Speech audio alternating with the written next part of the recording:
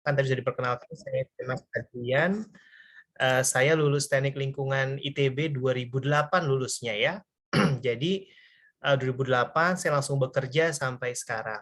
Oke, jadi sedikit membahas, nanti mungkin Mas Ian akan membahas dari sudut pandang yang lain ya. Cuma saya ingin sedikit membahas mengenai masalah karir ya. Jadi yang perlu teman-teman ingat bahwasanya teknik lingkungan atau jurusan kita ya, asumsi saya yang hadir di sini mostly TL, itu adalah sebuah jurusan yang sifatnya umum, teman-teman. Jadi kita itu bukan sebagai spesialis, not yet. Ya, di mana keilmuan kita tuh juga dipelajari di jurusan-jurusan lain ya, ada biologi, teknik sipil, teknik kimia, kimia juga, kehutanan, pertanian dan lain-lain gitu. Jadi jurusan kita itu menurut saya adalah generalis. Nah, dunia kerja itu sekarang itu udah terbuka ya dibanding dulu. Mungkin dulu sering ada lowongan yang mencari lulusan teknik lingkungan gitu. Sekarang sudah berbeda teman-teman. Jadi batasan antara jurusan-jurusan itu semakin samar. Jadi banyak di Pertamina tempat saya itu manajer environment itu bukan orang TL. Ya, bahkan ada yang teknik mesin ya, ada yang dari produksi, teknik kimia dan lain-lain. Karena itu ilmunya memang makin lama makin samar-samar batas antara jurusannya. Dan semakin banyak juga orang yang berkarirnya itu di luar bidang konvensional. Ada yang masuk perbankan, ada yang masuk bisnis, ada yang wah macam-macam. Dan juga sebaliknya, banyak orang yang dari luar teknik lingkungan berkarir di jurusan yang biasanya dulu orang lingkungan banyak ya. Jadi itu yang teman-teman harus ingat bahwasanya begitu kita lulus, itu kita adalah generalis mostly. Apapun tugas akhir yang teman-teman kerjakan itu tetap generalis. Nah, ini adalah perbedaan antara dunia pendidikan dan dunia kerja menurut saya. Dunia kerja itu kamu diuji dulu, teman-teman. Ya, ini dimulai dari saat kalian mencari kerja. Jadi kalian tuh diuji dulu untuk belajar, ya. Sementara kalau dunia pendidikan itu ada sistem yang membuat kalian belajar dulu untuk ujian, gitu ya. Jadi nggak mungkin kan UAS di awal, gitu kan, namanya juga akhir, gitu kan. Itu dua hal yang sangat kontras. Jadi ini yang harus teman-teman perbaiki. Jadi saat teman-teman lulus dari kuliah, saat teman-teman job seeking, gitu ya, terus teman-teman nge-apply 1-2 gagal, itulah dunia kerja sebenarnya. Di mana kalian dites dulu baru belajar. Oh gini toh caranya untuk bisa masuk atau gimana caranya untuk memperbaiki. Nah, makanya di sini saya dan Mas Ian mungkin bisa membantu untuk mempercepat karena teman-teman mungkin bisa belajar dari kesalahan saya. Karena belajar itu ada dua cara, dari kesalahan diri sendiri atau kesalahan orang. Yang kesalahan orang tuh lebih cepat. Ya, kalau kalian bisa memahami, tapi kalau nggak pun nggak apa-apa, belajar dari kesalahan sendiri juga bisa, tapi lebih lama waktunya biasanya. Dan di dunia kerja, dari mulai cari kerja dan dunia kerja, itu tidak ada sistem khusus yang membuat kita siap. Kita tuh selalu diuji, baru belajar. Gitu. Seperti itu. Oke. Nah, ini sedikit bahas peluang karir. Jadi orang teknik lingkungan tuh karirnya cukup banyak ya. Jadi ini yang saya coba petakan ada 7, tapi masih banyak sebenarnya, tapi mostly orang TL itu biasanya itu menjadi environmental engineer atau analis atau officer di BUMN atau swasta. Ya, swastanya bisa swasta yang bersikap usaha kecil sampai usaha besar, dengan tugas utamanya ya sebagai officer itu adalah menjalankan seluruh atau sebagian dari sistem manajemen lingkungan yang ada di perusahaan. Ya teman-teman, jadi harus paham dulu kalau masih mau berkarir di fungsi environment, you have to understand ISO 14001 sampai hafal gitu ya, sampai sehafal buku komik yang kalian baca, anime yang kalian baca, atau drakor yang kalian suka gitu. Ini masalahnya yang saya sering hadapi. Saat saya sedang mencari officer, saat saya sedang mencari orang yang saya rekrut gitu ya, saya tanya passionnya apa gitu. Dia bilang passionnya environment misalnya. Isu environment Pak gitu, atau passion saya di bagian pemantauan, atau passion saya di bagian biodiversity gitu. Tapi saat saya tanya peraturan-peraturan yang terkait dengan pemantauan biodiversity, atau dia passion saya di ISO, saat saya tanya ISO tuh nggak ngerti gitu. Itu bukan passion namanya teman-teman. Passion itu teman-teman sekarang buka HP teman-teman atau laptop, search history, top 10-nya itu ada passion teman-teman di situ, yang teman-teman sering buka. YouTube kah, anime kah, drakor kah, gitu-gitu. That's your passion. Jadi, teman-teman harus bisa memprioritaskan. Saat kalian mau mencari kerja, know your passion yang berhubungan dengan dunia yang ingin kalian masuki, gitu. Jadi, jangan teman-teman melakukan sesuatu, tapi bilangnya passion, pas dites nggak bisa. Seperti itu. Yang kedua adalah menjadi officer health and safety di perusahaan BUMN swasta ya. Ini sama dengan nomor 1, tapi orang TL banyak yang keluar dari environment masuk ke kesehatan kerja dan keselamatan kerja, which is very common, sangat dekat dunianya. Tujuannya sama untuk menjalankan sistem manajemen K3 di perusahaan tersebut. Tapi ingat, K3 ini juga ilmu yang umum. Kita punya jurusan yang lebih spesifik lagi di K3 UI misalnya, dan di universitas lain K3 ada, ya itu menjadi kompetitor kita gitu sebagai lulusan TL kalau mau masuk ke sana. Oke. Yang ketiga adalah bekerja di LSM atau NGO yang fokus melindungi lingkungan hidup dari kerusakan, atau menjadi founding atau bekerja di startup lingkungan juga masuk kategori ini ya. Jadi yang keempat adalah bekerja di konsultan, baik itu lingkungan atau K3 yang menyelesaikan masalah yang dihadapi klien, audit, pencemaran, pemulihan, desain, pelatihan, survei, dan lain-lain. Bekerja di pemerintahan nomor 5 ya, di bagian yang teknis ya, sebagai staff atau non-staff di KLHK, di DLH setempat, dan yang lain-lain. Menjadi peneliti atau dosen di lembaga penelitian, atau 7 nih yang paling cukup sering, banyak teman-teman saya yang benar-benar keluar sama sekali dari bidang K3 dan lingkungan untuk maju di bidang yang lain. Ketujuhnya nggak ada yang salah, semua benar, tergantung teman-teman sekalian. Ini adalah pesan saya nih sebelum saya oper ke Mas Ian. Ini adalah pesan saya, teman-teman harus pahami pasar, supply and demand. Ya, jadi ada yang bilang bahwasanya nggak semua orang itu bisa dagang ya, nggak semua orang itu pengusaha. Saya nggak setuju. Kita itu walaupun kita bekerja, kita tuh dagang, teman-teman. Kita tuh dagang skill, tapi kita itu sebenarnya buka online shop tapi skill. Ya, jadi menurut saya semua orang adalah entrepreneurship buat dirinya. Ini pendapat saya. Nah, kebutuhan pasarnya apa? Jadi teman-teman itu yang paling saya sering ngelamar ya buat semua teman-teman. Teman-teman itu bikin satu portofolio CV yang menggambarkan who you are. Kemudian ada lowongan misalnya 6, 7, 8, 9, 10 yang kalian temui, kalian masukin CV kalian, 10-10-nya sama gitu. Terus nggak keterima semua, terus habis itu kesel gitu ya. Oke. Kalian sekarang adalah masuk ke dalam dunia supply and demand. Anggaplah kalian dagang nasi goreng gitu, teman-teman. Ya kan? Kalian pasti mau jual nasi goreng di tempat yang memang ada orang yang butuh nasi goreng gitu kan. Kalian nggak bisa butuh nasi goreng di mana nasi goreng kampung misalnya yang ada ayam segala macam, kalian jual di tempat orang yang komunitasnya vegetarian gitu, yang nggak makan suwir ayam gitu kan, agak susah. Ya, teman-teman nggak bisa jualan nasi goreng di tempat yang memang nggak ada pasarnya.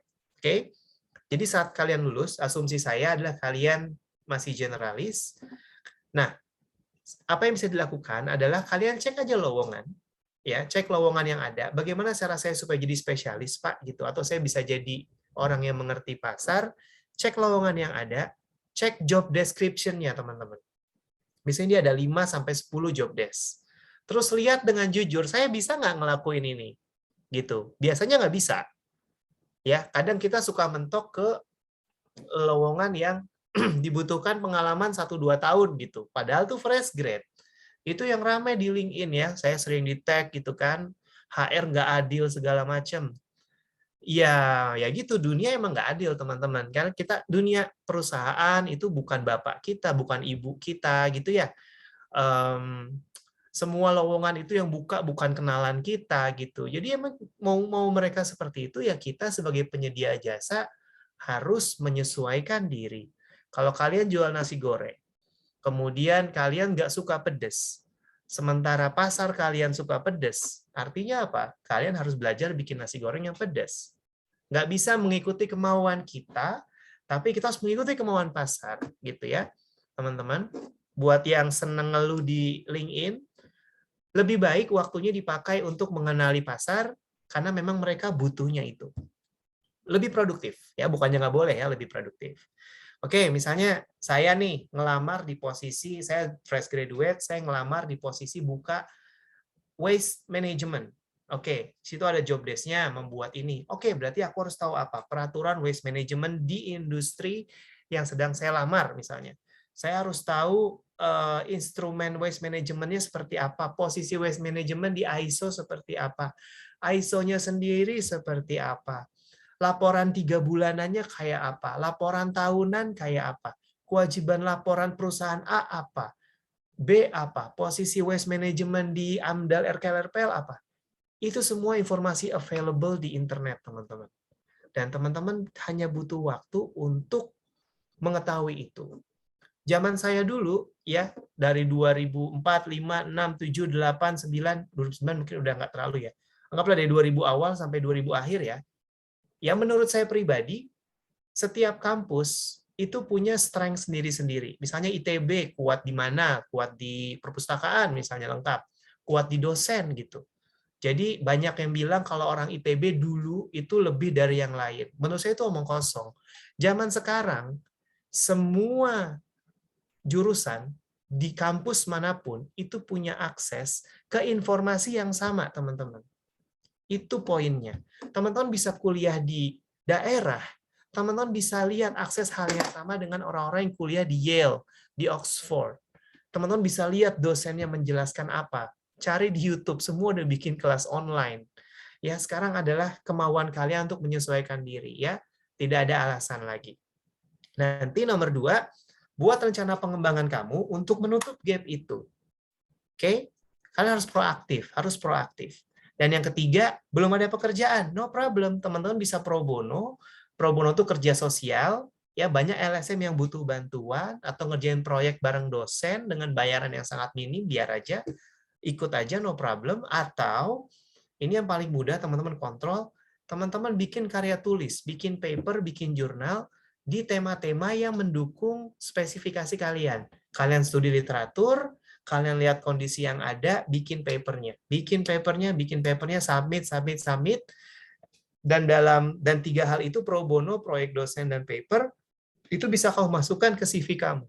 Jadi CV kamu harus tailor-made untuk setiap pekerjaan spesifik yang kamu lamar. Jadi prinsip teh botol sosro ya, apapun makanannya minum teh botol sosro itu nggak bisa dipakai. Kalau kalian ada buka lamaran butuhnya orang ISO, lamar di ISO. Butuhnya di waste management, lamar di waste management. Butuhnya di environmental monitoring, lamar di monitoring. Tailor made your skill based on the market demand, ya, supply and demand. Orang nggak akan mungkin beli kalau nggak butuh, kan gitu.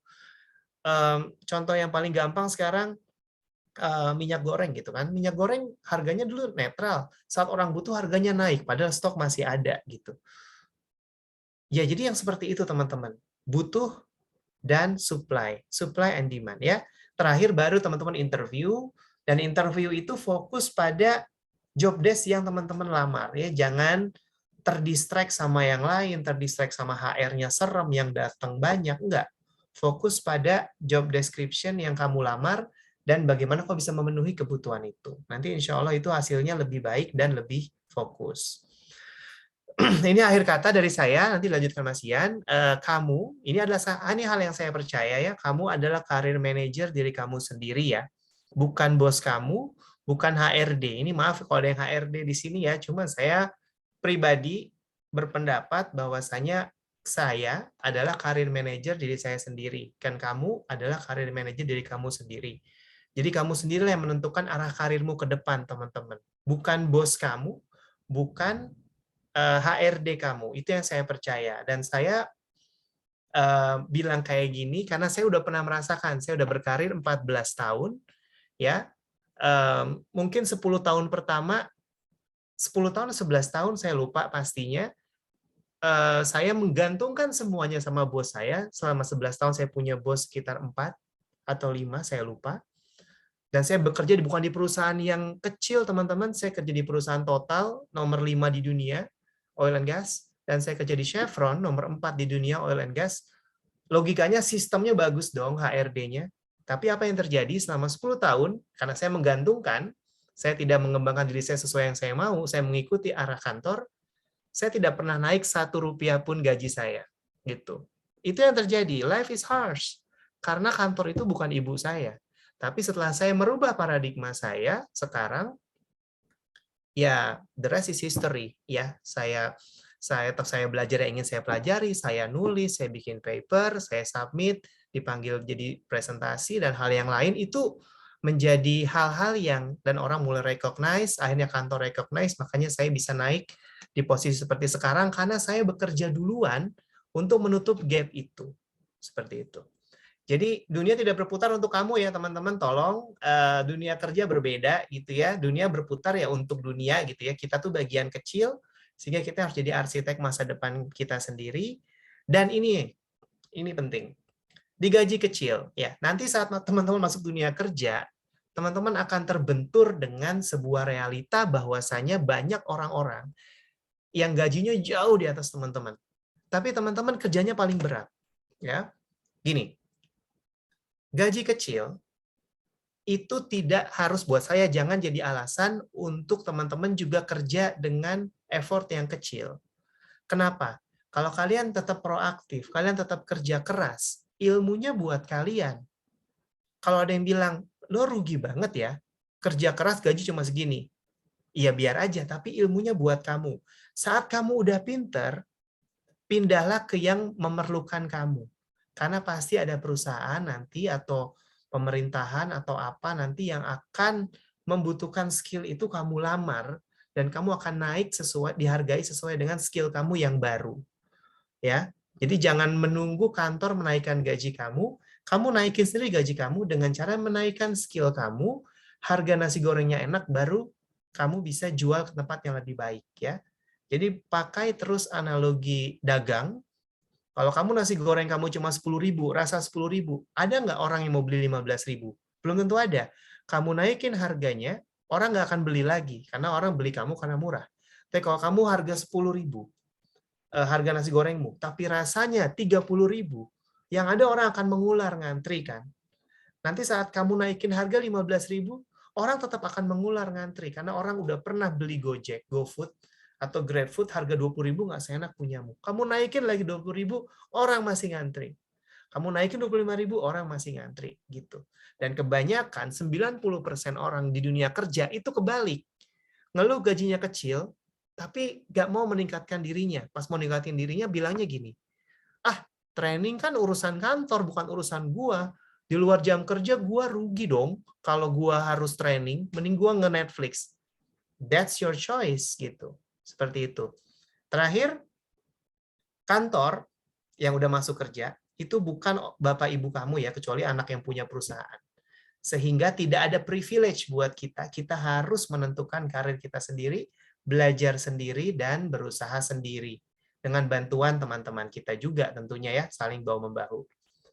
Itu aja dari saya nampaknya. Teman-teman, terima kasih. Nanti kita lanjut Mas Ian, baru nanti tanya-jawab. Ya, terima kasih Pak Kemas. Saya coba highlight beberapa, saya kira value yang sangat bagus ya. Pertama, kenali supply and demand-nya. Kemudian yang kedua, improve diri sendiri untuk menaikkan kapasitas, dan akhirnya nanti akan menaikkan value-nya sendiri. Gitu. Terima kasih Pak Kemas. Selanjutnya saya persilakan Pak Ian untuk menyampaikan. Silakan Pak Ian. Ya, terima kasih Mas Mahsun. Ya, selamat siang semuanya, teman-teman semuanya. Senang bisa join di sini. Terima kasih sudah di-invite juga. Saya nyapa semua teman-teman di sini ya, juga Mas Kemas, ini senior saya juga ya. Senang bisa ketemu juga di sini. Jadi hari ini tadi sudah banyak sebenarnya yang disampaikan Mas Kemas ya, dan hari ini kan judulnya sebenarnya lebih sharing ya, sharing. Jadi teman-teman nanti kalau yang punya pengalaman pun bisa dibagi dari belajar dari apa yang tadi Pak Kemas tadi sampaikan. Banyak poin yang tadi sudah bisa didapat ya gitu. Nah, apa yang mau saya sampaikan juga kurang lebih akan beberapa poin akan sama, tapi saya coba melengkapi juga dari apa yang pengalaman saya. Oke, screen saya terlihat ya. Oke, tadi udah sempat disinggung sama Mas Kemas ya tentang passion gitu ya. Saya setuju banget tadi ya bahwa yang pertama tadi soal teknik lingkungan itu bukan spesialis generalis, ya benar ya, it's true ya. Itu memang hari ini kita menghadapi persaingan yang makin berat gitu ya. Jadi orang lain udah banyak ke TL dan orang TL pun banyak keluar kayak gitu. Jadi nanti saya bahas juga soal isu renewable energy ya. Itu salah satu isu yang mungkin beberapa tahun ke depan akan cukup apa ya banyak ya, akan cukup membesar seperti itu ya. Tadi seperti bahas bahwa soal passion ya, passion. Saya coba search beberapa istilah ini di web ya. Apa yang membedain kompetensi, skill dan passion ya. Jadi dari beberapa pengertian yang saya search di web ya, kompetensi itu adalah work ability ya.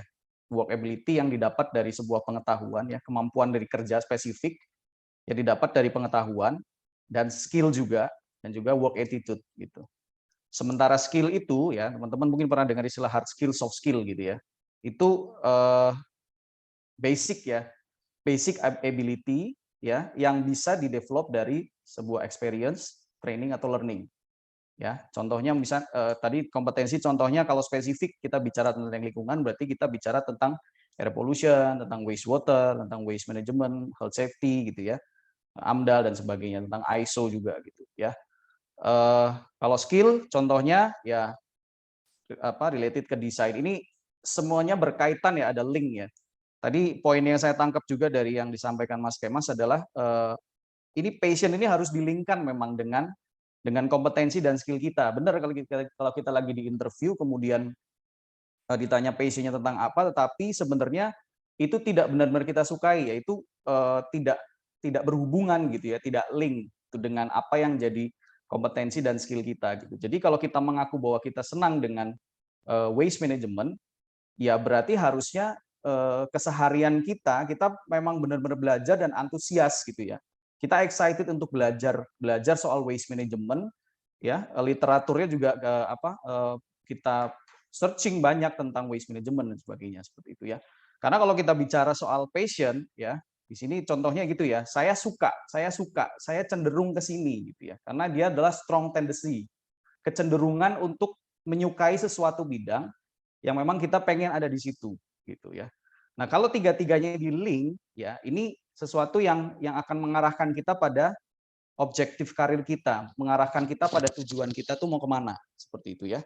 Kalau kita bicara teknik lingkungan, ya pilihan-pilihan kompetensi, pilihan-pilihan bidang, ya itu bisa kita pelajari semua ya di kuliah gitu, dan bisa kita pelajari juga dari pengalaman seperti itu.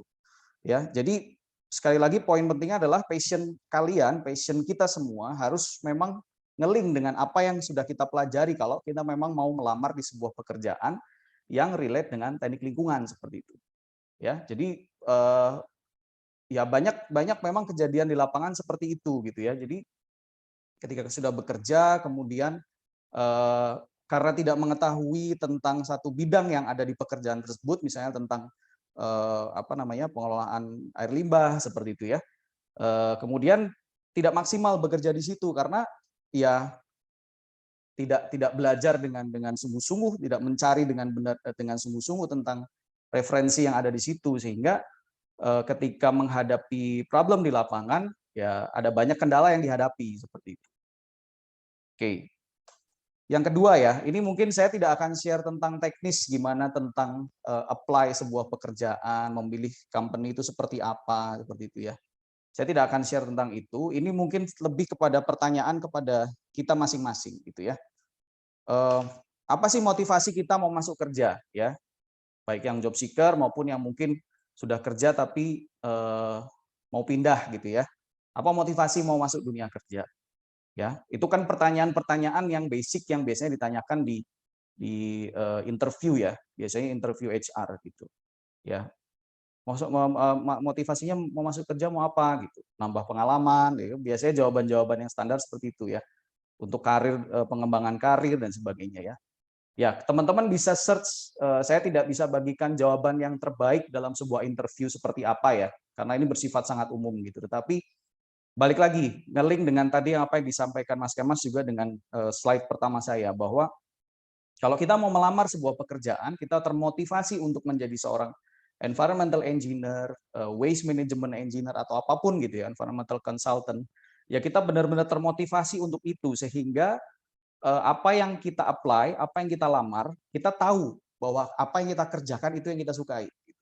Sehingga kita bisa dengan mudah menjelaskan motivasi kita masuk kerja itu apa, seperti itu. Ya. Kemudian apa yang harus disiapkan dan dipertimbangkan gitu ya. Tadi sudah dibahas ya bahwa kompetensi itu harus dipersiapkan, skill harus dilatih gitu ya. Skill itu harus diasah seperti itu. Ya, tidak ada sesuatu yang instan, semua harus dipelajari. Ya, kalau tadi kemampuan skill kita berkomunikasi, kemampuan kita public speaking, kemampuan kita presentation itu harus dilatih betul. Nggak bisa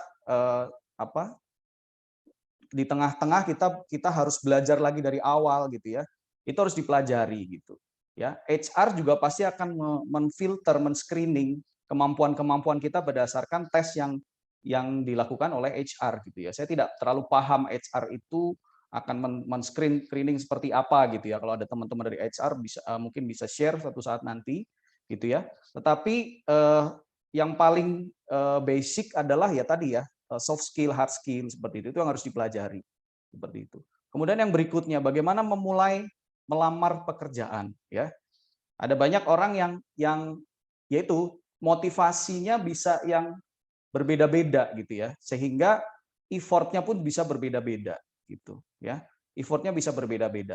Dulu pengalaman saya adalah ketika saya lamar sebuah pekerjaan dan saya benar-benar mempelajari itu semua, ya saya bisa update CV beberapa version ya. Tadi udah disampaikan juga ke Mas Kemas ya, tailor made gitu. Kenapa itu penting? Karena memang HR atau user dari posisi yang kita apply itu akan melihat betul dari screening pertamanya adalah CV gitu ya. Dan CV yang paling tepat sasaran, yang paling kena ke sasaran adalah CV yang benar-benar dibuat untuk tujuannya ya job desk-nya atau pengalamannya yang dimasukkan ke dalam situ adalah yang spesifik sesuai posisi yang di-apply seperti itu. Ya, dan itu harus rajin. Memang mau nggak mau effortnya harus lebih keras untuk mengapply sebuah pekerjaan. Saya yakin sudah banyak sekali contoh CV ya, tidak perlu di-share gitu ya. Mungkin banyak kalau di pekerjaan kan boleh nggak lihat contoh CV lu kayak gimana gitu. Ya kan? Sebenarnya di browsing itu banyak sekali. Bahkan kalau teman-teman lihat buka Microsoft Word saja, search online template gitu ya, online template. Banyak sekali sudah gitu. Tipe-tipe CV yang eye catchy gitu-gitu ya. Itu dari sisi desain gitu. Tetapi kan yang paling penting adalah kontennya, karena itu yang di filter pertama, di screen pertama seperti itu. Ya. Kemudian yang berikutnya ya, bagi yang sudah bekerja, apakah alasan saya harus pindah atau stay seperti itu ya. Banyak alasan ya untuk ini ya, banyak sekali bisa alasan. Kayak tadi Mas Kemas juga sudah sampaikan bahwa realita di pekerjaan itu memang keras. Ya, realita di pekerjaan itu keras. Politik di pekerjaan itu ada, fakta. Saya pun mengalami seperti itu, ya. Yang namanya like dislike, yang namanya yang tadi ya, ada yang mungkin gajinya besar padahal sepertinya dia kerjaannya kok kayak cuma ngerokok-ngerokok aja di luar gitu ya, santai-santai, sementara kita kayak nggak punya waktu untuk santai gitu ya, kerja terus pandang depan laptop terus atau mungkin ke lapangan terus gitu ya, tapi gaji kita lebih kecil dari itu. Fakta di lapangan, itu kenyataan gitu. Tetapi apakah semua alasan itu cukup untuk membuat kita berkata, oh saya harus move atau saya tetap stay? Ya, itu kembali ke masing-masing gitu. Itu kembali masing-masing. Yang saya percaya adalah kerja keras, ketekunan kita itu tidak akan sia-sia, gitu ya. Someday itu kita akan menuai sesuatu yang besar, gitu. Kita akan menuai sesuatu yang sesuai dengan apa yang effort kita, gitu. Ya, rezekinya itu nggak akan kemana, istilah gampangnya begitu. Ya, oke, next ya. Ya, ini beberapa tadi sebenarnya sudah sempat disampaikan juga oleh Mas Kemas. Saya mencoba juga memap beberapa career opportunity ya dari 3 aspek ya, at least ya. Pastinya ada banyak lebih lagi yang bisa di search ya, di explore dari karir yang teman-teman teknik lingkungan ya terutama. Tapi at least inilah beberapa yang saya amati dan saya studi gitu ya. Dari sisi environmental scope ya, posisi-posisi yang umum adalah ya environmental engineer, coordinator ya, manager, tergantung dari penggunaan termnya di masing-masing company. Kemudian ada health safety ya, health safety engineer, coordinator ya, manager. Kemudian peneliti ya, researcher, scientist, surveyor ya, yang terkait dengan lab testing dan sebagainya. Kemudian environmental consultant yang spesifik memang di konsultan, dosen, PNS gitu ya. Dan perusahaan juga banyak sekali lagi karena perusahaan yang dikatakan Mas Kemas tadi betul bahwa generalis ya, memang semua pun bisa belajar. Apalagi kalau teman-teman udah bicara soal health safety ya, itu banyak sekali, bukan hanya teknik lingkungan persaingannya gitu. Ya, termasuk environmental engineer pun sekarang kalau yang bergerak di bidang energi itu orang elektrik bisa masuk, orang mekanik bisa masuk gitu, ya. Ya, dari perusahaan energi, construction ya, perusahaan air minum, pengolah limbah gitu ya, manufacturing, otomotif. Kemudian ada di PNS tadi ada kementerian, dinas, lembaga pemerintah, ada NGO, lembaga peneliti, konsultan lingkungan. Nah, non environmental ya, banyak juga gitu. Teman-teman saya juga secara pribadi banyak sekali yang berkecimpung di bidang yang bukan teknik lingkungan ya. Analis ya, kalau teman-teman mungkin udah cukup familiar ya bahwa bank itu seringkali merekrut orang teknik gitu, karena biasanya yang diambil dari orang teknik itu kemampuan analisnya ya, kemampuan analisanya, kemampuan numeriknya seperti itu. Kemudian general staff ya di beberapa factory, di beberapa company itu banyak. Kemudian community development juga teman-teman saya ada yang berkecimpung di sini, business consultant, associate, konsultan hukum ya, apalagi kalau teman-teman dari TL yang tertarik untuk belajar atau yang memang antusias di bidang perundang-undangan lingkungan ya, itu bisa masuk ke sini. Kemudian sales, QA, QC gitu. Dan bahkan yang di luar dari industrial ya, di luar dari pekerjaan kantoran gitu ya, atau di company ya, ada juga yang memiliki bisnis sendiri, ada agent ya, insurance produk gitu ya, financial planner itu sekarang banyak sekali, online shop gitu ya, dan bahkan yang lain-lain gitu ya, ada parliamentari, politisi seperti itu. Jadi kesempatannya sangat banyak.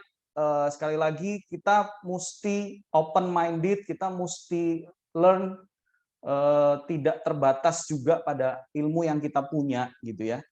Kita mesti melihat dunia luar juga gitu, bahwa ada banyak kesempatan-kesempatan lain di luar pekerjaan yang spesifik tentang teknik lingkungan. Ini saya hanya membreakdown saja beberapa job description yang umum ya.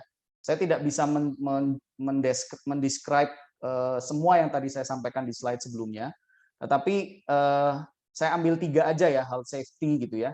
Beberapa kompetensi dan keahlian yang diperlukan ya terkait dengan inspection, work permit, JSA, safety patrol, itu hal-hal yang standar yang sekali lagi teknik lingkungan perlu juga belajar lebih banyak soal ini, karena beberapa hal itu tidak dipelajari di perkuliahan ya gitu.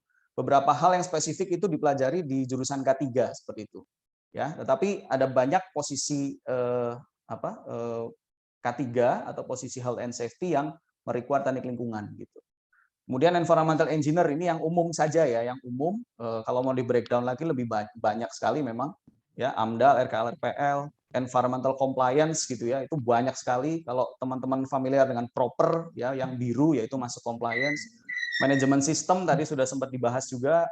Kemudian beyond compliance, sustainability ini yang sekarang mungkin perusahaan-perusahaan besar, perusahaan-perusahaan multinasional itu sudah bergerak, udah mulai fokusnya.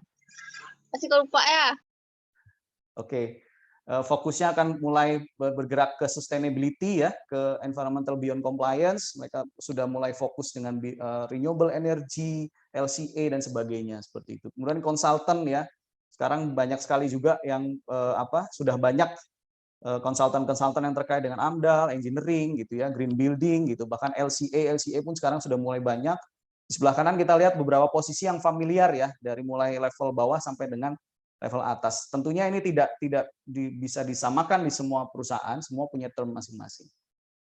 Nah ini future market tadi sempat disampaikan ya, itu hal yang sangat penting. Kita melihat ke depan itu seperti apa gitu ya, environmental engineering itu akan seperti apa gitu. Tadi sebenarnya ini recap aja ya, bahwa ya kompetensi, skill gitu ya, kita perlu lihat gitu ya. Kita perlu lihat apa yang kita punya hari ini, apa yang sudah kita pelajari, apa yang menjadi modal kita untuk masuk ke dunia pekerjaan gitu ya.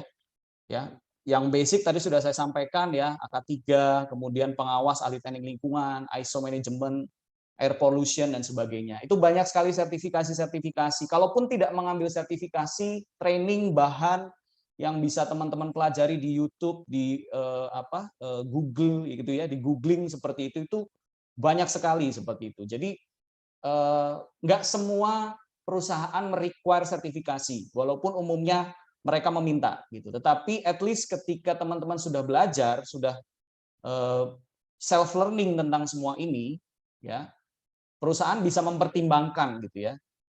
Tidak perlu sertifikasi, dia sudah cukup knowledge tentang ISO, tentang air pollution, dan itu bisa direkrut seperti itu.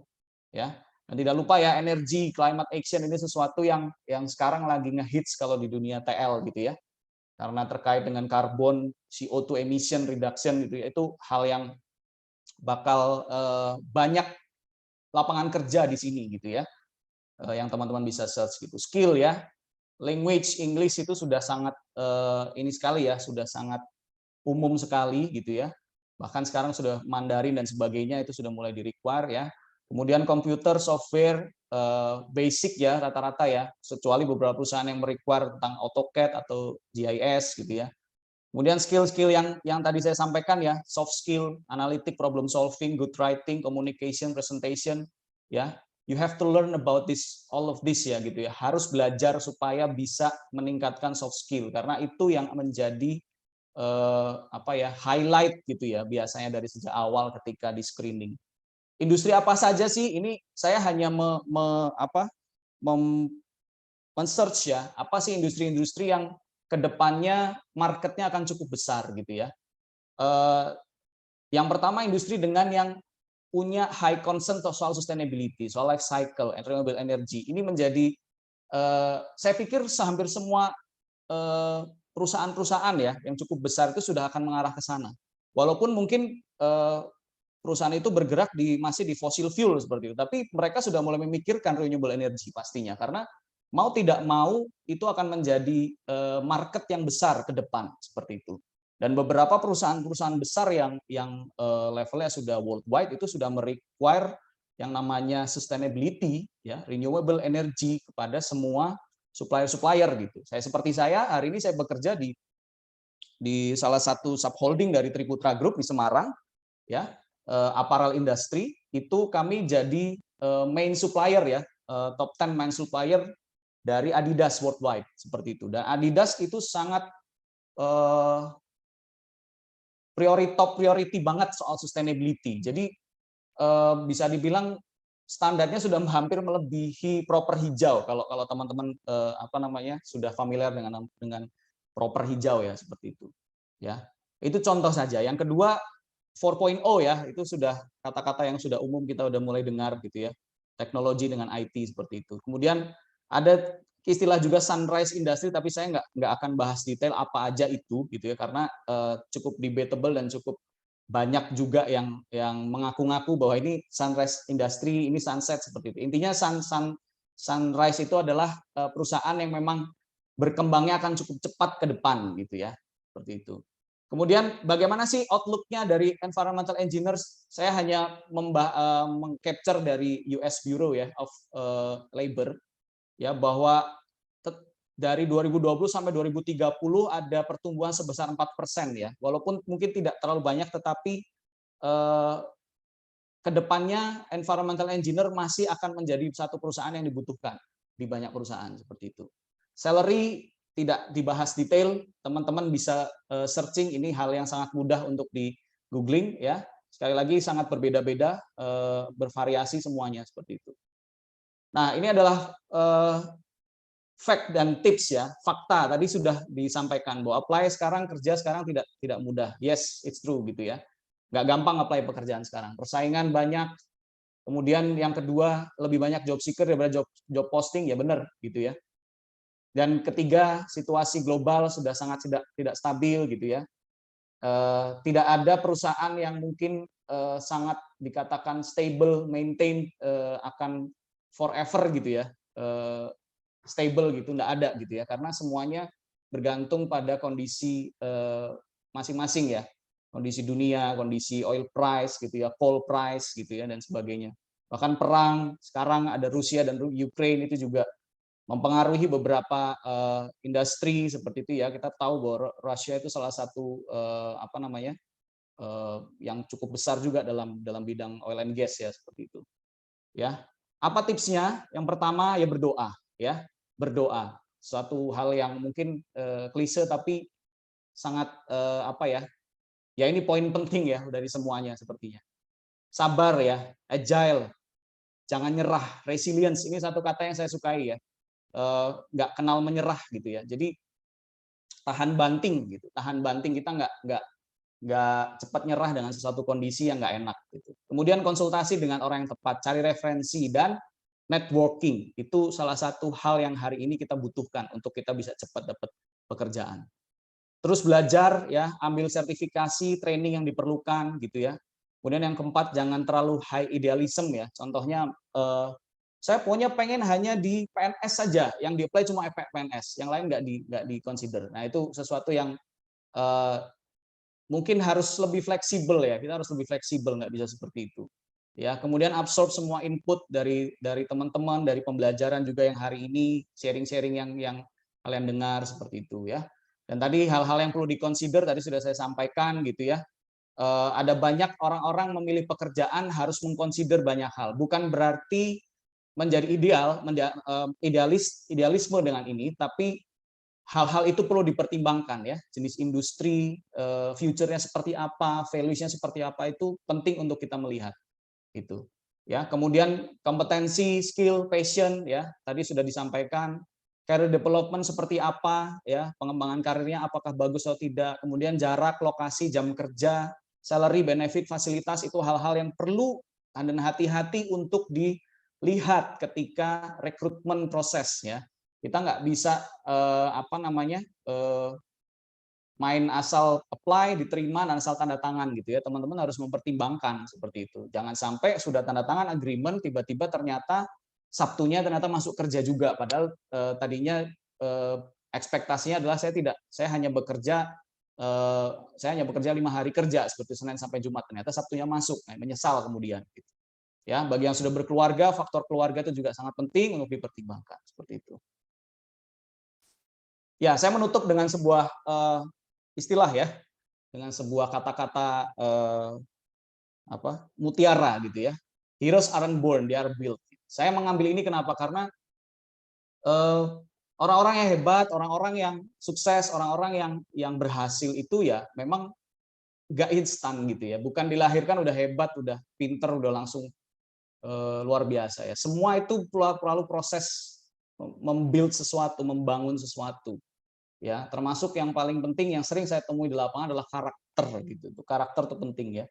Jadi teman-teman bisa mengetahui banyak hal, IP luar biasa bagusnya, pinter banget ya, pengetahuannya luar biasa dibandingkan semuanya gitu ya. Tetapi karakter itulah yang akan mempertahankan teman-teman ada di atas gitu. Jadi itu salah satu kunci yang saya selalu tekankan kepada semua tim saya juga, dan juga semua orang-orang yang saya sering belajar seperti itu dengan saya. Ya, kemudian ya kata-kata berikutnya adalah ya sukses bukan achievement ya, tapi act dan proses gitu. Jadi bukan achievement-nya yang penting, tetapi prosesnya ya. Karena ya teman-teman bisa lihat ya sekarang ada banyak orang yang pamer kekayaan kemudian tiba-tiba ditangkap gitu ya. Ya, yang lagi rame sekarang kan ada kan gitu kan. Jadi seperti itu. Kadang orang menganggap ya saya sudah sukses karena saya sudah punya level standar sendiri di sini, padahal di atas langit masih ada langit gitu ya. Kita nggak bisa seperti itu, dan jangan sampai kita menjadi orang-orang yang merasa bahwa ya saya sudah berhasil di titik ini gitu ya. Justru teman-teman kalau merasa seperti itu harus berpikir bahwa saya belum apa-apa, saya harus mesti belajar dengan orang-orang yang lebih hebat dari saya. Ya, itu aja dari saya. Saya kembalikan ke Mas Masun. Terima kasih. Ya, terima kasih Pak Ian. Saya kira sangat inspiratif, dan saya coba note tadi yang keywordnya yang saya kira cukup penting juga, yaitu open minded dan juga be flexible ya. Itu memang ya saya kira hal yang ketika nanti di dunia kerja akan banyak hal, dan memang jadi open minded dan fleksibel itu kunci juga begitu. Terima kasih Pak Ian. Selanjutnya kita masuk ke sesi tanya jawab. Saya persilakan ke kawan-kawan bisa raise hand. Jadi nanti mungkin sesi pertama nanti 3 pertanyaan, silahkan. Oke, pertama dari Mas Baitullah Amaluddin. Silakan Mas, disampaikan nanti pertanyaan kepada siapa, ke Pak Kemas atau Pak Radian, nanti langsung saja. Baik. Terima kasih untuk kesempatannya. Suara saya terdengar jelas? Mohon maaf, suara saya bisa Jelas, terdengar. jelas Mas. Oh iya. Oke. Assalamualaikum warahmatullahi wabarakatuh. Terima kasih atas kesempatannya. Nama saya Muhammad Baitullah. Saya sangat berterima kasih bisa bergabung di webinar siang hari ini dengan narasumber ada Pak Kemas dan Pak Radian. Pak Kemas ini juga saya ada ikuti di LinkedIn, sangat ini ya, saya lihat posting-postingannya sangat positif. Oke, ini dengan topiknya tentang lulusan teknik lingkungan di dunia kerja seperti apa. Saya mungkin sedikit cerita pengalaman, sekaligus juga ini jadi pertanyaan. Saya adalah lulusan teknik lingkungan tahun 2017. Selanjutnya saya melanjutkan studi Magister Ilmu Lingkungan dan lulus di tahun 2019. Saat saya lulus itu bertepatan juga dengan pandemi COVID-19. Alhasil ini berpengaruh juga ke semua aspek, terutama untuk lowongan pekerjaan. Alhamdulillah di tahun 2020 saya dapat pekerjaan pertama saya. Saat itu pekerjaan saya itu sebagai inspektor pengawas lapangan untuk pekerjaan konstruksi. Memang pekerjaan ini lebih cenderung untuk ke teknik sipil. Tapi karena melihat keadaan, saya melihat peluang yang ada, akhirnya saya terima pekerjaan tersebut. Pekerjaan ini bersifat kontrak dan berjalan sampai 2021. Setelah menjadi inspektor, saya juga menjadi pelaksana lapangan. Nah, setelah mendapatkan pekerjaan, saya melihat bahwa efeknya ke kurikulum vitae saya atau CV. Ini setelah saya mencari pekerjaan, dari pekerjaan yang sebelumnya, menurut saya sangat berefek ya, karena HRD itu atau HR itu melihat dari pengalaman.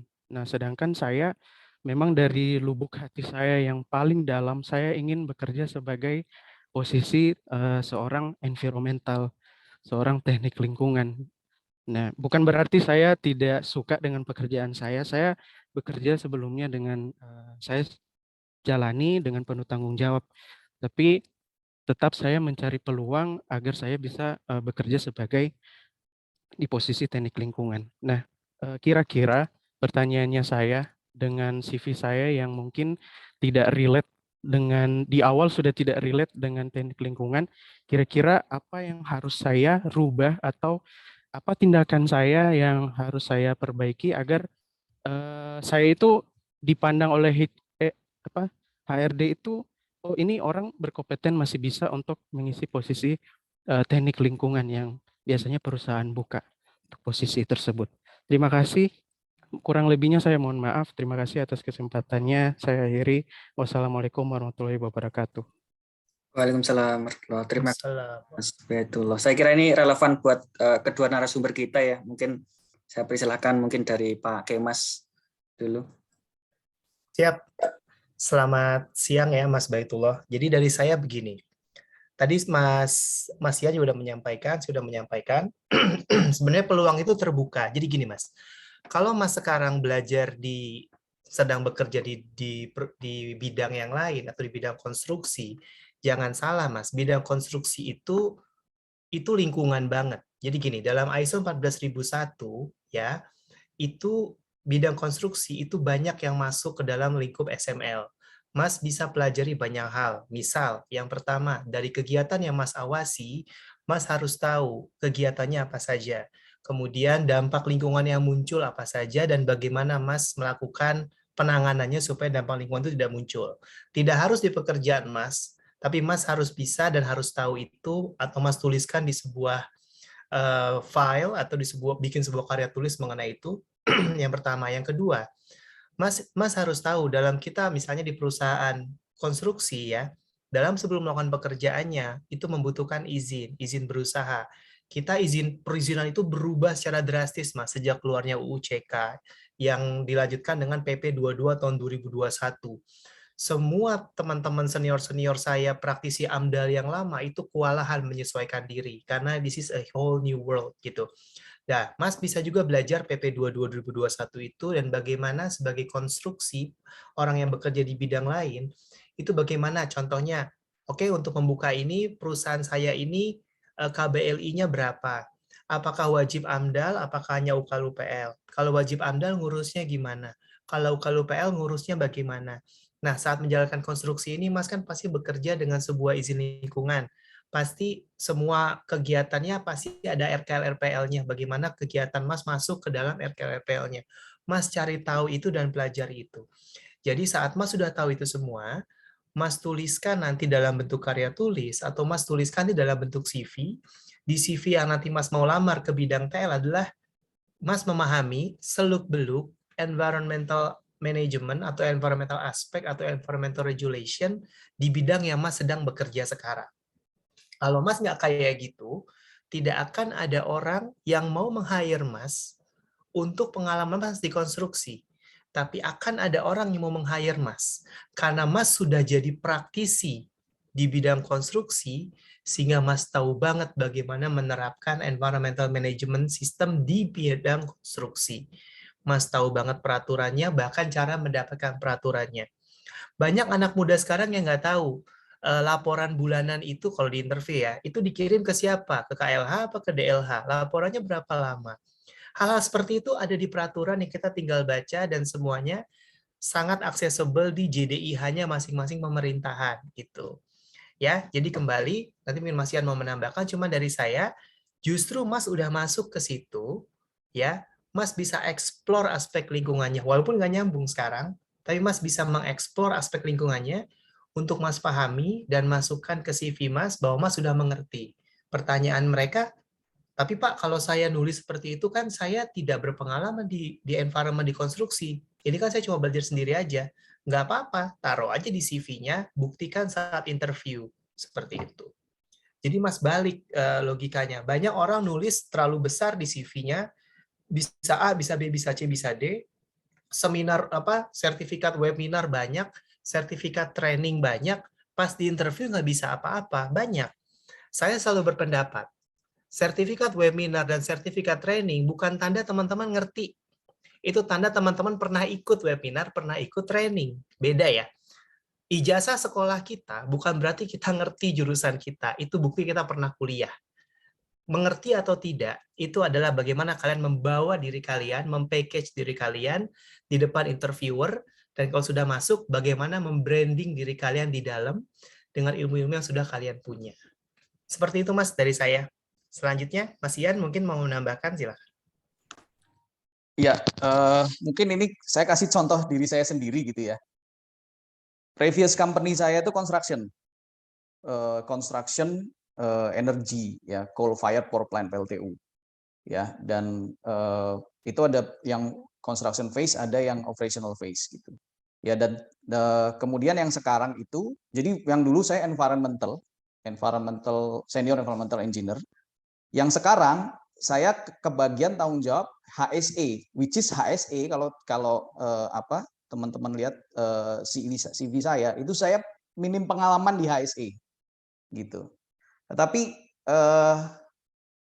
saya tidak terlalu sulit untuk menyesuaikan diri karena yang tadi di Mas Kemas sudah highlight bahwa knowledge-nya gitu ya.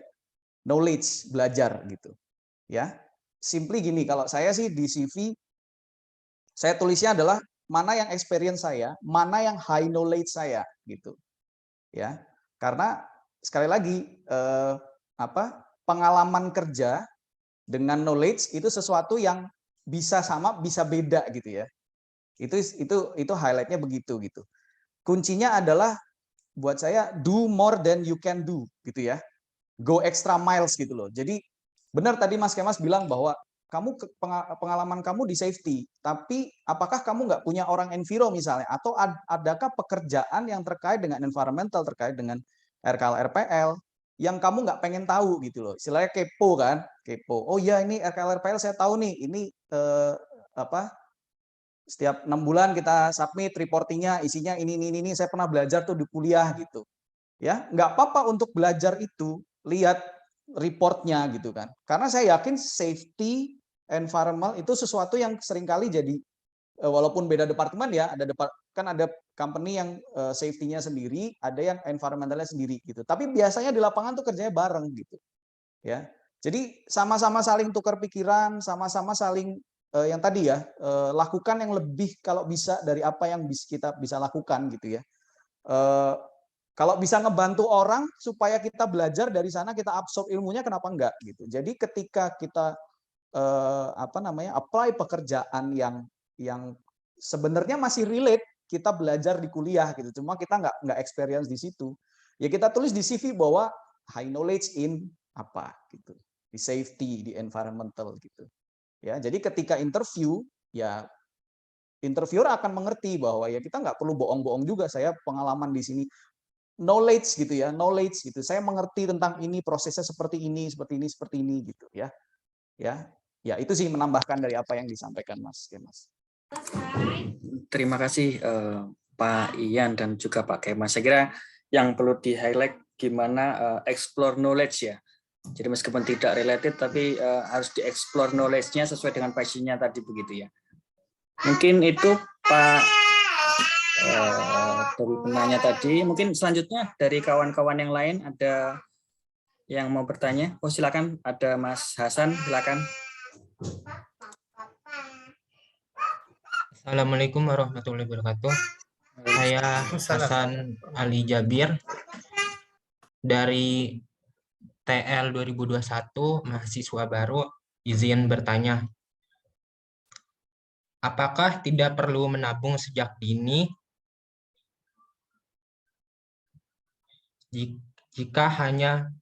apakah tidak perlu menabung sejak dini dan hanya perlu belajar saja jika belajar saja yang disiapkan jika memiliki tujuan akhir mendirikan perusahaan atau startup? Terima kasih. Ya, terima kasih Mas Hasan. Berarti ini arahnya nanti ini ya, sebenarnya passionnya nanti adalah business owner gitu ya Mas Hasan ya. Nanti dari sisi ketika mahasiswa baru, mahasiswa akhir atau lulusan, seperti apa preparation begitu ya Mas Hasan ya. Mungkin dari Pak Ian, silakan mungkin Pak Ian ada. Maksudnya tadi menabung uang atau apa Mas ya? Uang ya? Modal gitu ya? Ya menabung kan sekarang menabungnya nggak menabung kayak di bank aja, investasi juga. Ya begitu. Oh ya kalau ditanya menabung iya ya jawabannya iya gitu ya. Cuma saya sendiri tidak punya pengalaman di startup ya seperti apa gitu. Tapi saya hanya bisa jawab ya kalau memang dirasa memang ya kalau dibilang perlu menabung ya pasti perlu menabung, semua juga perlu gitu. Entah keperluannya untuk apa ya harus dilakukan seperti itu ya. Cuma yang tidak boleh dilupakan ya apa yang harus kita pelajari mempersiapkan kita untuk ada di bidang itu gitu ya. Kalau tentang startup, tentang apa, saya pribadi tidak terlalu banyak mengerti ya. Mungkin Mas Kemas punya insight dari orang lain juga tentang ini gitu ya. Tapi ya diperlukan pastinya ya. Itu kan perencanaan keuangan bukan hanya soal kita mau kerja gitu ya. Ya nanti sampai udah berkeluarga itu udah jadi ilmu yang harus dipraktekkan, dan itu nggak gampang kayak gitu kan, untuk mengelola duit supaya bisa termanage dengan baik gitu ya. Kalau masih single mungkin masih jumlah tabungan persentasenya ya, saya nggak bilang jumlahnya, persentasenya bisa lebih besar dibanding dengan kalau sudah berkeluarga. Itu udah fakta lah gitu kan. Gitu. Tapi ya dalam hal mau mempersiapkan sesuatu, mau startup mau apapun, ya itu diperlukan kayak gitu. Silakan Mas Kemas mungkin ada menambahkan. Terima kasih. Kalau dari saya begini, ini masih mahasiswa ya, baru masuk ya. Jadi startupnya atau bisnisnya itu dalam bidang apa? Kalau misalnya dalam bidang teknik lingkungan, berarti kamu harus bisa mendalami ilmu selama kuliah dan melihat kebutuhan pasar apa gitu ya. Begitu pula kalau kamu keluar dari keteknikan gitu ya, dari teknik lingkungan gitu. Jadi yang terpenting sebenarnya adalah kalau mau berbisnis, sama seperti mau melamar kerja, mau berbisnis prinsipnya sama, kamu temukan kebutuhan market apa gitu. Kalau kamu berbisnis di tempat yang sudah jenuh, yang sudah saturated, misalnya saya mau buka startup consultant environment, udah banyak sekali consultant environment gitu. Seperti itu, you set up yourself to fail. Tapi coba kamu lihat daerah mana yang masih kosong, lakukan analisa kayak tadi Mas Ian sampaikan, analisa itu penting. Lihat tempat-tempat yang mungkin masih orang belum nyentuh ke sana gitu. Tempat orang yang masih belum rame ke sana. Coba cari cara bisa seperti itu. Contoh nih ya, saya mau bikin startup misalnya, saya pengen berbisnis sih, saya nggak pengen kerja. Oke, bidang lingkungan apa? Mas Ian bilang bagus banget. Dunia kedepannya lagi rame nih mengenai CO2 emission reduction, karena semua negara banyak yang 2050, 2060 udah mau karbon netral. Oke, caranya gimana? Pohon. Indonesia tuh cuma sedikit dari negara yang bisa menyerap CO2 melalui pohon, gitu kan? Oke, aku mau coba bagaimana caranya kita bisa menghitung secara detail, misal pohon itu berapa CO2 yang diserap per hari atau berapa CO2 yang diserap per tahun. Bikin rumusnya, bikin ini, kemudian udah jadi kalian, jika emang itu real kalian patenkan, terus kalian jual atau kalian bisnisin, bikin software bisnisin. Ide-ide itu muncul dari kebutuhan. Kalau kalian cuma mau bikin bisnis, saya mau dagang nasi goreng di tempat yang isinya penuh tukang nasi goreng yang enak, you set up yourself to fail. Tapi saat kalian memahami pasar, ada pasar malam nih, yang jualan nasi goreng banyak, yang jualan mie banyak gitu kan. Yang kurang apa?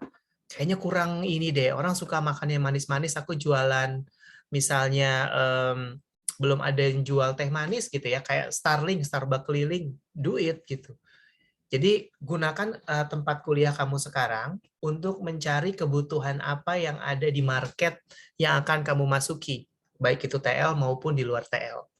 Jadi kalau masih baru seperti ini, you have two resources ya, nggak cuma nabung, tapi waktu. Orang tuh selalu nggak nganggap waktu itu resources, tapi waktu itu adalah resources yang sangat berharga, teman-teman. Ya, teman-teman bayangin ya, sehari teman-teman ngabisin nonton Netflix berapa? 2 jam. Kalau teman-teman belajar ISO 2 jam selama 1 bulan, I don't know what happened gitu. You will be the expert of ISO. Tapi teman-teman nggak melakukan itu karena tidak menyenangkan. Ya itulah, semuanya itu butuh harga yang harus dibayar. Kayak Mas Ian bilang tadi. Passion-nya temukan dulu, baru kamu bisa maju. Itu aja Mas Ian. Tambahan dari saya. Ya, terima kasih Pak Ian, Pak Kemas. Saya kira insight-nya tadi melihat customer need ya, customer need dan juga mungkin future view-nya ya, future view-nya seperti apa nih, misalnya di bidang TL gitu. Mungkin nanti in detail Mas Hasan dan mungkin rekan-rekan yang lain akan dari N4 Discuss akan coba kita undang nanti next sesi dari startup founder begitu yang bidang teknik lingkungan. Jadi nanti akan memberikan view design thinking-nya seperti apa gitu ya, untuk nanti memang kalau memang punya passion ke arah business owner. Selanjutnya mungkin ada Bu Uli, saya persilakan. Mungkin ini sesi pertanyaan terakhir ya, karena sudah mau menjadi 3, saya silakan Bu Uli. Selamat siang Pak Kemas dan Pak Rahardian. Saya izin bertanya, dari pandangan Pak Kemas dan Pak Rahardian, apa yang kalian harapkan dari seorang fresh graduate, khususnya di bidang teknik lingkungan yang istilahnya yang mau masuk ke perusahaan Bapak? Apa yang kalian harapkan dari seorang fresh graduate gitu, Pak? Terima kasih.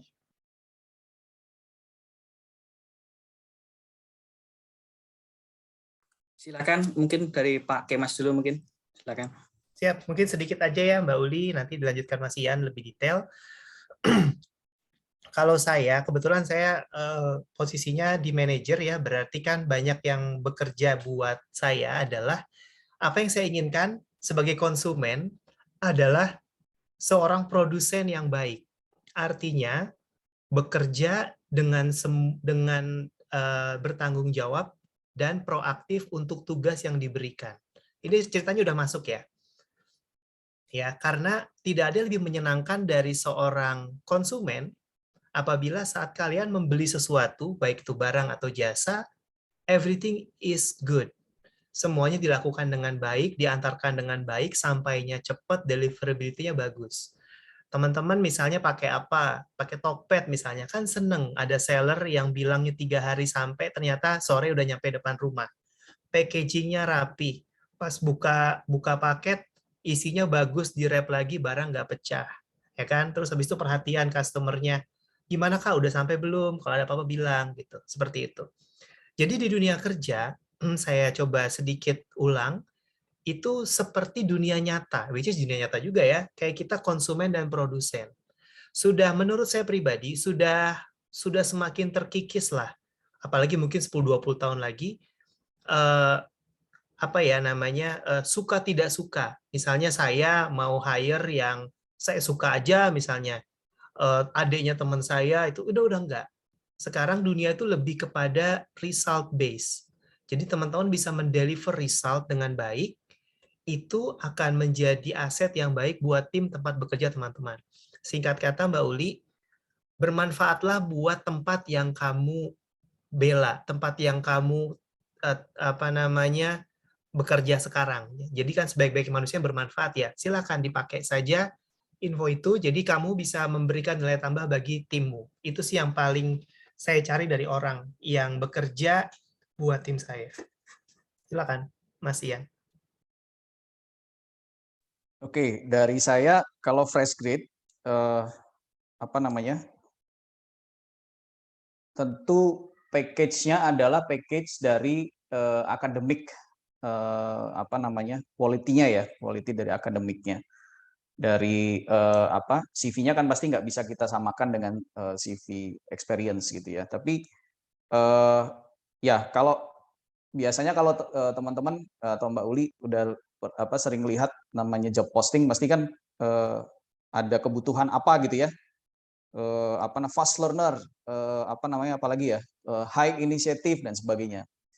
Sebenarnya itu memang ya itu skill itu, dan itu sudah walaupun tuh kayak cuma template gitu ya, kadang-kadang cuma HR cuma sama aja hampir semuanya gitu ya. Tapi balik lagi yang tadi saya sempat sampaikan juga bahwa HR pasti akan menilai juga kan semua itu dari tes yang memang sudah ada termnya sesuai dengan apa yang ilmunya HR gitu ya. Nah, kalau kita user itu kan hanya bisa melihat dari CV ya sama ketika interview gitu ya. Di interview itu kalau CV kan istilahnya covernya. Kan kita nggak bisa don't judge book by its cover gitu ya. Bisa jadi mungkin CV-nya kayak yang bagus gitu ya, bagus banget gitu ya. Tapi begitu interview ternyata tidak sebagus apa yang di cover gitu ya. Kalau CV-nya jelek ya udah pasti biasanya kan akan screening-nya juga di HR juga pasti tidak, mungkin udah nggak lolos duluan gitu ya. Tapi at least kalau CV sudah mendingan dan bagus gitu ya, itu kan di screening sama HR silakan dilihat gitu ya. Nah, tahap keduanya adalah interviewnya. Interview itu kesan awalnya ketika bertemu gitu ya. Tapi itu pun tidak menjamin apa-apa dari sebuah rekrutmen gitu ya. Ada banyak teman-teman fresh graduate maupun experience sebenarnya di interview bagus, di interview oke, akademiknya excellence luar biasa, tetapi ketika sudah bekerja ternyata tidak bisa teamwork, bisa tidak punya inisiatif yang lebih proaktif gitu ya, tadi disampaikan Mas Kemas juga gitu ya. Jadi balik lagi, package di awal harus dibuktikan dengan package ketika prosesnya gitu ya. Package yang bagus di awal harus dibuktikan dengan package ketika prosesnya gitu ya. Karena ketika itu tidak sesuai ya pasti akan ada sesuatu yang terjadi gitu ya. Maksudnya saya pribadi sih kalau saya ditanya, saya tidak bisa menyebutkan spesifik, tapi at least so far yang saya latih dari tim saya adalah ya mereka harus teamwork, mereka harus mau belajar gitu. Kalau orang udah mau belajar, biasanya akan ngeling dengan teamwork gitu. Dia nggak merasa dirinya udah hebat, dia nggak merasa dirinya udah paling pinter gitu ya. Ya, dia nggak merasa dirinya udah paling pinter. Dia mau belajar dari siapapun, dia mau absorb semuanya kayak gitu. Dan ketika dia punya sesuatu yang dia ahli, dia nggak pelit-pelit untuk bagikan ke orang lain, ngajarin ke yang belum ngerti kayak gitu ya. Jadi kebetulan salah satu value di company saya adalah ada 4 value ya: integrity, excellence, humility, compassion. Ya, itu 4 value yang menurut saya relevan banget gitu. Karena ini salah satu alasan saya join di perusahaan ini ketika ini adalah tentang value gitu ya. Jadi value kamu hari ini apa? Itu yang akan menentukan kamu, dan kamu harus buktikan di dunia pekerjaan gitu ya. Ya pasti academic excellence semua akan dibuktikan dengan baik ketika interview maupun ketika proses. Tapi di luar daripada itu, skill itu yang menurut saya penting gitu. Terima kasih ya. Terima kasih Pak Kemas. Rardian, terima kasih. Ya, terima kasih Pak Kemas, terima kasih Pak Ian. Ini ada satu pertanyaan lagi, boleh mungkin Pak Ian, Pak Kemas. Ini dari Mas Rizal ya. Selamat siang, saya Rizal dari UPN Veteran Jawa Timur. Saya mahasiswa semester akhir teknik lingkungan, bekerja masih linear dengan teknik lingkungan. Mungkin mohon petunjuk nih dari Bapak-Bapak narasumber, apakah ada minimal berapa tahun kita sebaiknya bekerja di satu pekerjaan? Kemudian pertanyaan kedua, apakah ada masukan atau saran untuk dapat bekerja di multinational company? Mungkin Pak Ian, silakan Pak. Pertanyaannya, apakah ada minimal berapa tahun kita sebaiknya bekerja di satu pekerjaan? Nggak ada acuan apa-apa ya tentang ini ya. Semua kembali ke masing-masing, kembali ke karir objektif kalian masing-masing itu apa, tujuannya mau gimana ya. Tadi Mas Kemas bagus banget udah sampaikan bahwa you are the manager of your karir gitu ya. Kamu yang bisa memanage karir kamu diri kamu sendiri, bukan HR, bukan bos kamu gitu. Itu jawaban yang udah cukup sih menurut saya ya. Kemudian saran bekerja di multinational company. Saya kurang tahu spesifik multinational company apa, tapi sarannya mungkin lebih ke apa ya? Lebih ke persiapannya ya. Kalau persiapan saya pikir ya multinational company punya high standar, kamu harus punya ability, punya skill yang cukup tinggi dalam banyak hal gitu ya. Saya tidak bermaksud mengecilkan yang non multinational, tapi namanya juga multinational ya. Pastinya mostly akan ada banyak orang ekspat dan sebagainya di situ gitu ya. Dan mungkin levelnya juga sudah dari segi modalnya juga sudah sangat besar kayak gitu. Jadi pasti tantangannya akan lebih besar gitu ya, mostly akan lebih besar kayak gitu. Jadi ya prepare saja semua skill kamu dari mulai English, kemudian pasti akademik kamu, pengalaman kamu seperti apa gitu ya, dan ya bersiap dengan semua kemungkinan ya, maksudnya yang tadi saya bilang jangan terlalu idealisme juga gitu ya, idealis pokoknya semuanya yang saya apply adalah multinational company gitu ya, nggak perlu begitu gitu, maksudnya fleksibel aja gitu. Yang saya bilang tadi, mau sekarang tuh nggak ada garansi ya, multinational mau apa sebagainya.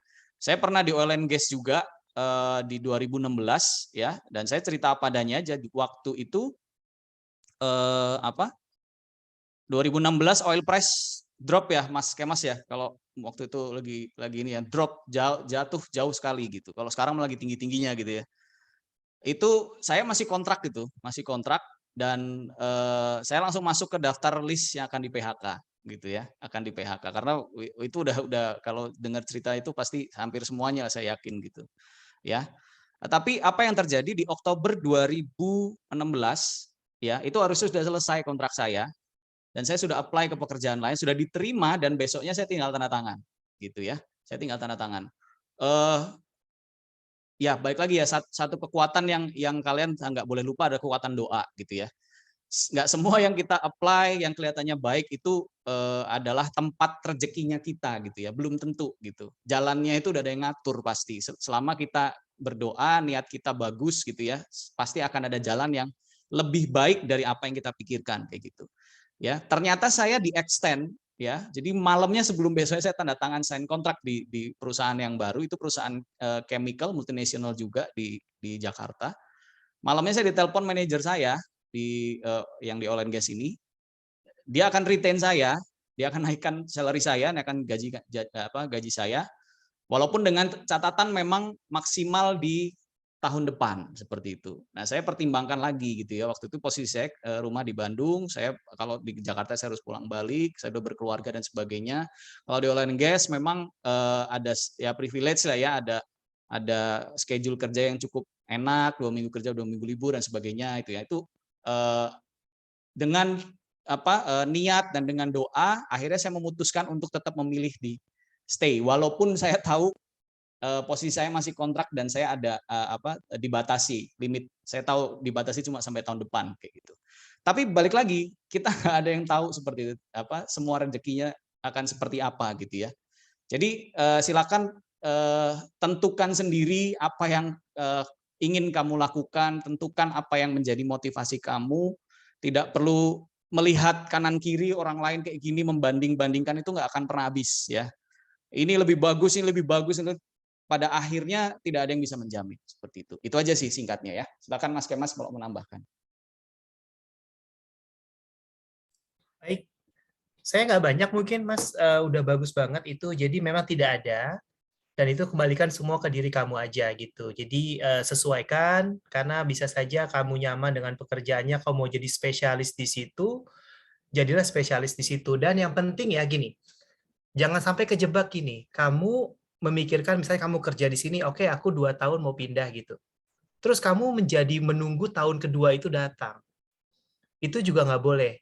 Kamu harus fokus sama pekerjaan kamu harus temukan, pasti ada sesuatu di situ. Jadi saya sedikit cerita aja ya. Pekerjaan saya 1 tahun setengah, ini 1 tahun setengah ya, berarti 500 hari di total, itu cuma 1. Bikin neraca limbah, teman-teman. Bayangin.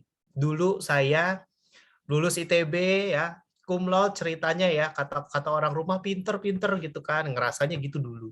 Masuk ke perusahaan, itu cuma bikin neraca limbah setiap hari selama 500-an hari. Bayangin, jadi dari lapangan ngumpul, ya mungkin 1-2 bulan oke. Masuk bulan ketiga udah bosen kan, kok kerjaanku gini aja gitu. Nah, kebosanan itu bisa membuat 2 hal.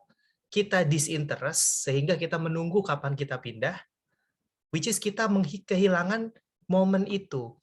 Nah, ternyata, bayangin teman-teman, karena menjalankan pekerjaan sepele itu selama 500 harian itu ternyata kalau kita explore, itu semua ilmunya di situ. Contoh, kita ada oil rig pengeboran, ya kan? Itu daftar limbahnya ada. Sisa semen berapa, sisa bahan kimia berapa, sisa ini drill cuttings berapa, mat berapa. Kalau kamu liatin itu, terus kamu liatin tiap sumur kan pindah tuh ya, limbahnya beda-beda. Terus kamu liatin, kok sumur A sama sumur B beda ya limbahnya ya? Terus kamu tanya ke engineer-nya, dia bilang, iya bro, ini lebih dalam, yang ini 2 kilo, yang ini 1,7 kilo dalam sumurnya. Oh, jadi per kilo tuh limbah dihasilkan seperti ini. Terus kamu nanya, terus dari limbah ini misalnya, kok ini drill cutting-nya dikit ya Pak? Gitu. Iya, drill cutting-nya kalau di rig ini, dia ada buat misahin Mas. Jadi cuman cutting yang udah keringnya doang, yang itu belum rig-nya. Oh, ada teknologi namanya ini. Jadi ilmu-ilmu itu sebenarnya semua bisa kelihatan di limbahnya. Limbah produksi misalnya, kita tahu ada lapangan A, lapangan B. Itu limbahnya beda-beda. Yang satu misalnya bahan kimianya banyak banget nih, corrosion inhibitornya, yang ini nggak ada. Terus kita tanya, Mas ini kenapa? Ya maklum Mas, lapangan tua pipanya udah pada karatan harus pakai corrosion inhibitor. Oh, mereknya ini gitu. Semuanya muncul di limbah. Jadi, kalau kita tuh detail di pekerjaan, kita bisa menemukan seninya di pekerjaan yang rutin, itu ternyata ilmunya ngumpul semua di situ, teman-teman. Jadi temukan hal yang menarik di pekerjaan yang rutin. Karena tidak akan ada sejarahnya, kita baru masuk, langsung disuruh bikin keputusan yang strategis, ya, suruh mikirin ABC yang berpikir luas. Nggak mungkin. Fresh grade, sepinter apapun kalian, itu pasti suruh mengerjakan pekerjaan sepele dulu. Ngetik AMDAL dari nol. Tapi kamu lihat, AMDAL itu isinya adalah semua rencana kegiatan 5 tahun ke depan. Artinya kalau kamu ngetik AMDAL, kamu tuh tahu masa depan perusahaan. Kan asik kalau ngelihatnya seperti itu. Banyak anak-anak fresh grade itu pengen cepet gitu loh. Yang ngerti ya, di zaman sekarang Gen Z beda sama saya ya. Kalau saya dulu informasi ya cuman mungkin terkungkung di dalam situ saja. Mungkin yang saya anggap paling pintar dosen saya gitu. Tapi sekarang kalau saya jadi dosen, saya ngomong ABC, mahasiswa saya udah bilang, Pak, Elon Musk nggak bilang gitu. Orang itu sekarang ngelihatnya udah figur internasional, bukan figur lokal lagi. Artinya, banyak anak-anak muda yang tidak sabar, karena banyak ngelihat usia 25 udah jadi founder, usia 30 udah jadi vice president, gitu-gitu. That's normal. Tapi, it won't happen. 99% kita pasti mengerjakan sesuatu ya yang membosankan. Find the value on that detail, karena semuanya tuh di situ, teman-teman. Saat kalian sudah tahu semua, itu mempersiapkan kalian saat interview di level selanjutnya. Kalau udah ngerti semua, resign aja. Bayangin, misalnya teman-teman 2 tahun ngerjain waste management. Kemudian teman-teman nggak ngerti detail, pokoknya cuma nunggu 2 tahun ya. Habis itu paling interview, ditanya sama interviewernya, oke, kerjaan kamu apa? Experience 2 tahun. Ya Pak, saya mengerjakan untuk merekap limbah. Oke, kirimannya berapa bulan? Ya 3 bulan, ada yang neraca 3 bulanan, ada yang tahunan Pak laporannya, ada yang bulanan kita laporkan. Lewat mana? Lewat simple sama hard copy. Peraturannya mana ini? Oke, ada lagi? Enggak Pak, itu aja sama 2 tahun. Oke, terima kasih, kan gitu. Simple. Tapi kalau kamu mendalami pekerjaannya, kamu bisa cerita banyak hal. Iya Pak, saya pekerjaannya untuk limbah, dan karena saya mengenal limbah ini, saya jadi ngerti semua proses. Saya tahu Bapak mau nanya apa. Konstruksi apa limbahnya? Oh, konstruksi itu biasanya limbahnya macam-macam Pak. Tapi banyakan non B3. Misalnya semen, sisa batu, segala macam. Nah, konstruksi, kalau pipanya 50 km, limbahnya sekian banyak Pak. Itu akan membuat si interviewer jadi seneng. Wait. Kok kamu tahu? Padahal cuma dari neraca limbah loh. Iya, karena semuanya di limbah itu. Iya Pak, jadi hipotesa saya, kalau sumur sudah tua, itu corrosion inhibitornya harus 10 liter per menit. Tahu dari mana? Limbahnya segini Pak, selama seminggu. Gitu. Beda dengan yang cuman rutin. Gitu ya, jadi find something extra. Jadi bukan durasinya yang kamu kira kapan saya harus pindah. Kamu siap pindahnya kapan. Gitu. Seperti itu kalau saya. Terima kasih banyak atas jawabannya Pak Kemas dan Pak Hadian. Sebenarnya saya juga di proses seperti itu Pak. Pekerjaan yang sama terus di izin pembuangan air limbah. Ya, terima kasih banyak atas waktunya dan jawabannya. Ya, mungkin kalau misalnya ini ya, waktunya sudah jam 3:10 ya, ada Pak Kemas dan Pak Radian. Mohon izin nanti kalau misalnya ada pertanyaan lanjutan yang di-share dari kawan-kawan lewat grup WA dan sebagainya, nanti mohon izin saya teruskan ke Pak Kemas dan Pak Ian ya. Mohon izin nanti mungkin bisa direspon ke kami, nanti kami teruskan juga ke kawan-kawan. Barangkali masih banyak. Sebenarnya kapasitas yang Zoom ini kita awalnya set 300, cuma ada miskomunikasi dan ada banyak yang masuk, nggak bisa masuk begitu, jadi ya mohon maaf nih hanya 100 akhirnya. Nanti mohon izin juga Pak Kemas, Pak Ian, nanti kami record dan kami upload di YouTube, jadi nanti akan biar informasi ini bisa tersebar luas, seluas-luasnya begitu buat kawan-kawan semuanya. Ya, karena sudah jam 3 dan saya kira sudah selesai sesi hari ini. Saya ucapkan terima kasih kepada narasumber luar biasa kita, ada Pak Kemas dan juga Pak Ian. Dan juga terima kasih buat kawan-kawan peserta semuanya. nanti ke depan InfoDiscuss, spirit kami adalah kami akan menggunakan free webinar buat kawan-kawan semua yang interest di bidang teknik lingkungan dan juga nanti ke arah sustainability isu dan sebagainya, untuk menambah wawasan dan sebagainya. Jadi nanti kami akan terus update kalau akan ada webinar-webinar selanjutnya. Di minggu depan kami juga akan ada webinar terkait pengolahan sampah di regulasi persampahan dan juga strategi pengolahan sampah di DKI Jakarta. Jadi nanti bagi kawan-kawan yang interest terkait topik tersebut bisa join kembali. Dan jangan khawatir, InfoDiscuss akan selalu menghadirkan free webinar. Gitu. Saya ucapkan terima kasih kepada narasumber, Kak Ian dan Pak Kemas. Mungkin saya bisa tutup sesi pada hari ini. Semangat dan sukses selalu. Terima kasih. Assalamualaikum warahmatullahi wabarakatuh. Terima kasih, izin live Terima ya kasih teman-teman. semua. Terima Terima kasih kasih Mas banyak. Kemas. Terima kasih Mas Masul. Sama-sama, Mas Ian, makasih juga. Salam sehat semuanya ya. Izin live. Terima kasih Bapak.